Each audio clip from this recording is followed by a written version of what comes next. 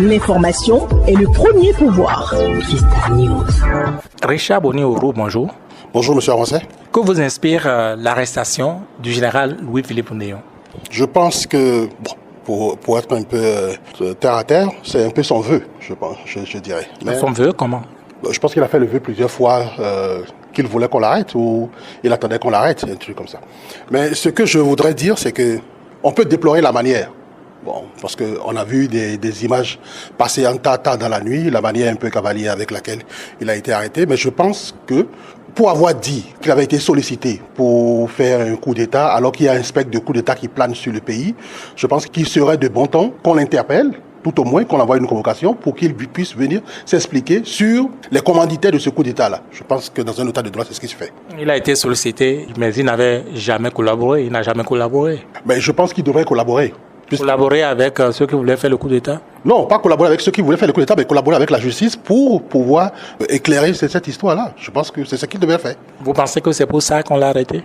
Je préfère penser que c'est pour ça qu'on l'a arrêté. Maintenant, si on l'a arrêté pour autre chose, on attendra que le procureur, comme à son habitude, viendra nous dire et en ce moment faire les commentaires qui s'y prêtent. À votre avis, en dehors de ça, il n'a rien fait, il n'a rien dit de grave?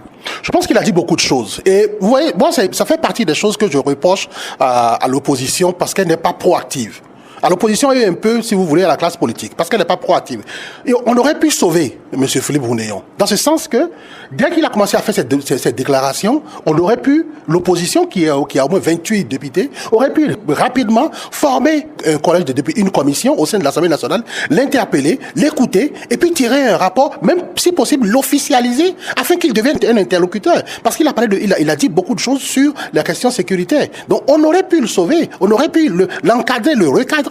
L'opposition l'aurait écouté, les députés de l'opposition auraient pu l'écouter comment? De manière formelle ou informelle? De manière formelle, bien évidemment. En tant que représentants à l'Assemblée, ils peuvent se former en commission, même avec leurs collègues des autres partis, former une commission pour l'interpeller, parce qu'il s'agit quand même, faut pas l'oublier, d'un haut fonctionnaire de l'État. Donc on peut se former en commission, l'écouter, et ça aurait pu le sauver aujourd'hui. Il faut qu'il y ait des actions proactives de l'opposition qui semble être sans activité, qui s'ennuie un peu. Oh, il y a beaucoup de choses à faire dans le pays. En dehors de cette leçon, si vous le voulez bien, quel autre enseignement gardez-vous de cet épisode? Moi, je pense, personnellement, et on peut poser la question inversement.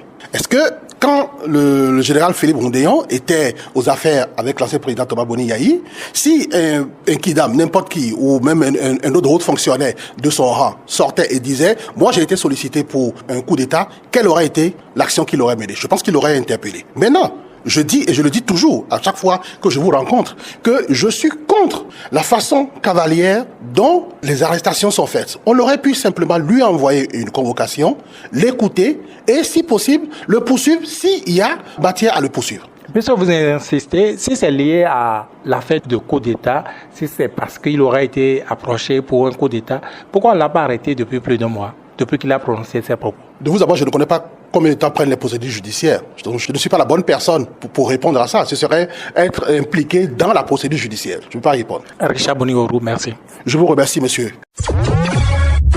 L'information est le premier pouvoir. Vista News.